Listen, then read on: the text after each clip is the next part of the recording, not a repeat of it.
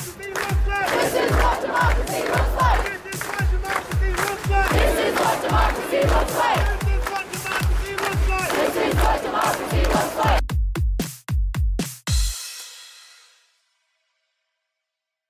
Hey everyone, welcome to Be the Change. My name is Lily Mott, and today I'm going to be talking about how change comes when you get bothered by something.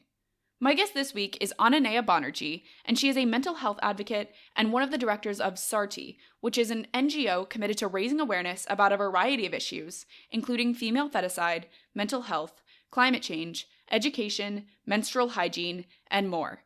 I am so excited to share Ananya's story with you, so without further ado, let's get started with this episode, featuring Ananya Banerjee.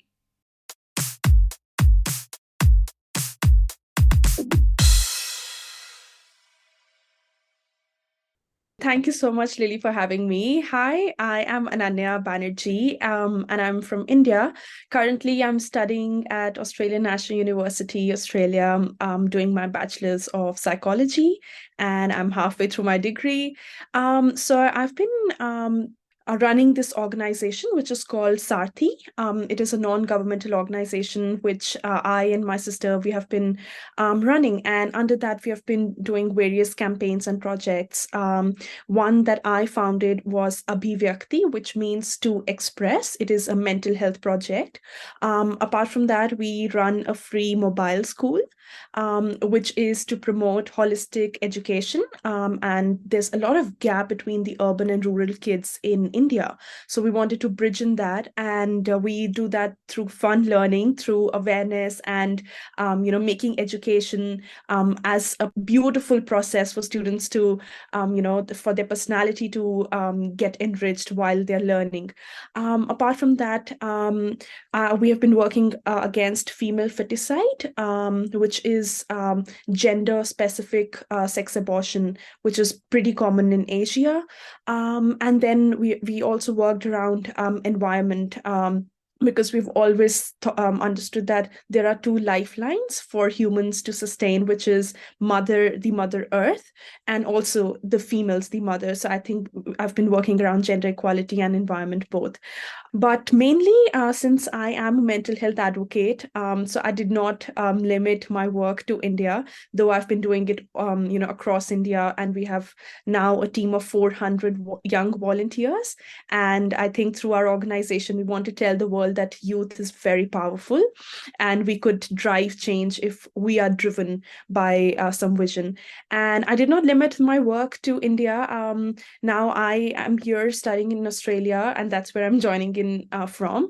And I started my own radio show, which is a youth roundtable. Again, I wanted to bring out the voices of young people and talk about mental health issues, and also, be the voice of international students, because that's a different journey in itself. So I've been working around all of this. Apart from that, I'm just a passionate, happy poet. I love to write around social issues, and that's how I think I express and engage my audience. So I'm a student, social activist, and a pet parent. That is so great, and you have so much going on, so I'm really excited to talk with you about a bunch of it. I would love to get started by first hearing more about what got you interested in this work as a mental health advocate and an NGO founder. Can you tell me about what inspired you to get started with the work that you're doing now? Sure. So it is the starting of our journey is from 2003 when I was going to be born. And I come from North India, where it's been prevalent that, boys have been preferred over girls. And unfortunately, there was a lot of pressure on my mother to get me aborted, because she was forced into, getting to know that if it was a girl or a boy in the womb. And because of all of that pressures, it was just last moment decision of my parents to, save me and bring me to the world. And I think I've always been very stubborn, and I was like, I had to come to the world. But I think it is a very serious issue, and it is very disheartening to see that how even in 21st century there is preference for a gender, because people think that boys would carry forward the legacy of the family, or they're stronger, or they're smarter, and that's, I think, embedded in our culture, language, and the way we think in our mindset. So I think that was the time when my parents spotted that they, coming from an educated urban family, had to go through so many pressures. And I don't know how it would be for the rural areas or people who are coming under the pressures. So that journey was started by my parents, where they started organizing small awareness sessions in their capacity and wanted to address the issue. And they are teachers, so they would get along with their students and conduct that awareness drives.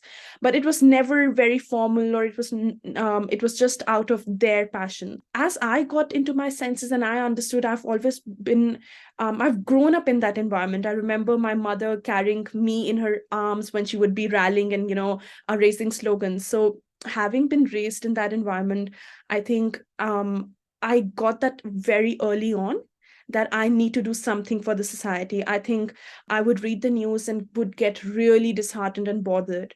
And I understand that for a leader or for any change maker, it is exceptionally important to get bothered by something. And I think that drives, at least for me, anger has been something that has driven me for the longest time.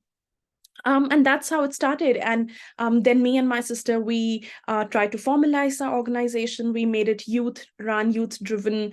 And then we started launching our proper, projects, and not limiting to our city or our state, then pan India.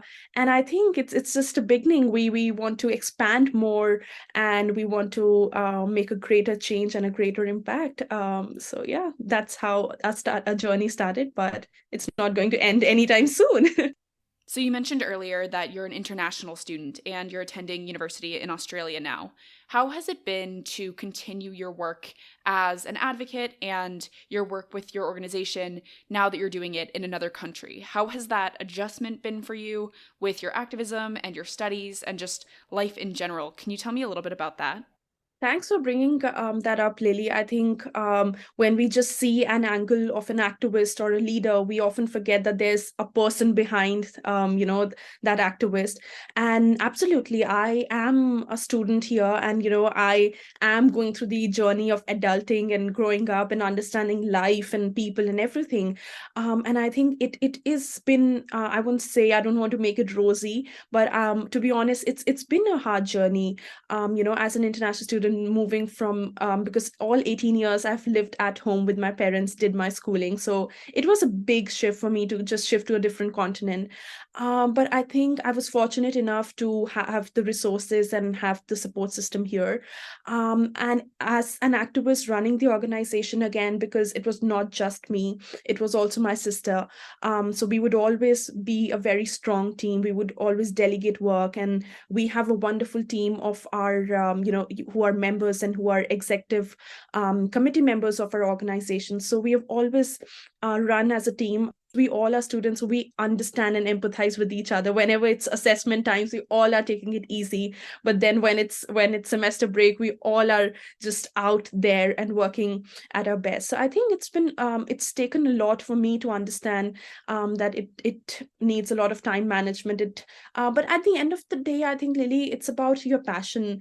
That's something I love doing. And even when I'm sick, or even when I'm having a lot of work, I just cannot keep thinking and keep designing and planning for something or the other which has to happen and has to be created next.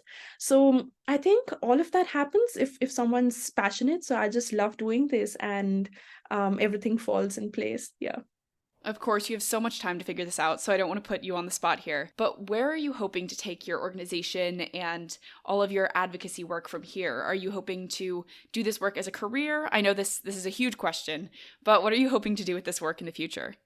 No. I think because as a professional, I want to be a psychologist. And that's what I'm doing my degree in. But I always want to be a social activist. My sister is doing a professional degree. She wants to be a social worker full time. But I think I would love to, balance being a psychologist along with being a mental health advocate, and working at the grassroots level, because that gives me ultimate satisfaction and happiness to be working around the community and seeing that impact and change. So I think my vision is is that I want to, replicate the model of, the school I was talking to you about, the free mobile school, to different cities of India. I don't want to restrict it to one state. And similarly, our mental health projects, I want to impact every state of India and also bring it out in Australia, understanding the context here, because I understand that mental health system here is very different. So I think it's all in all about, going up and up. It's all about the growth. And I would want to involve more youth, and we want to make a system of volunteering in India. I think it's not very common now, but we really want to make a chain of change makers, who the youth who is driven by passion. So I think that's the vision we carry, that we keep working around it and we keep seeing the impact that we make. So yeah. That is so exciting, and I think you can really tell just how passionate you are about all of this work, which is just great. So I have one more question for you.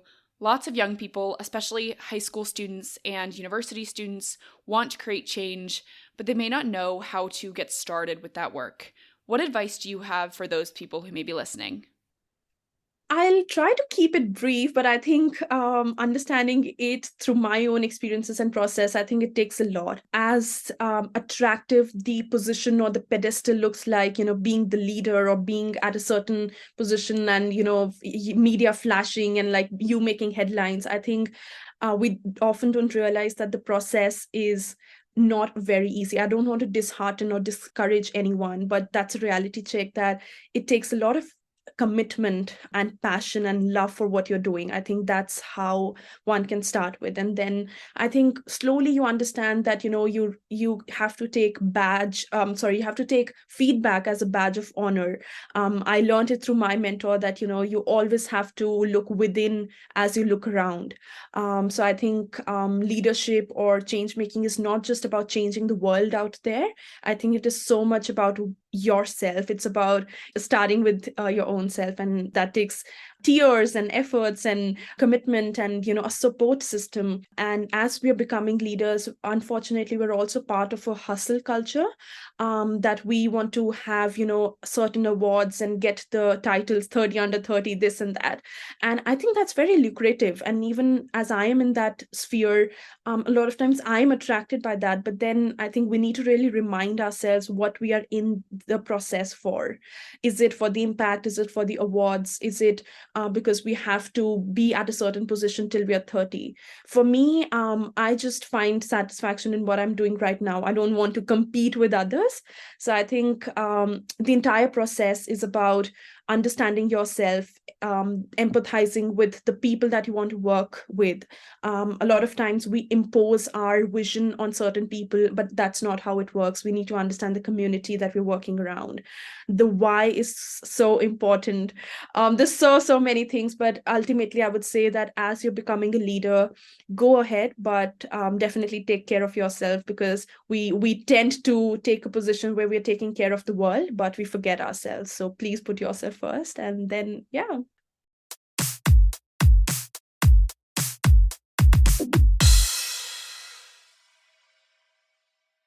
I really enjoyed talking with Ananya about the work that she's doing and about some of the issues that she's passionate about, particularly in India. Her reasons for becoming an activist were so personal and inspiring, and I could really tell how passionate she is about changing the things that bother her. So I think we can all reflect on Ananya's story and keep her advice in mind, because change comes when you get bothered by something.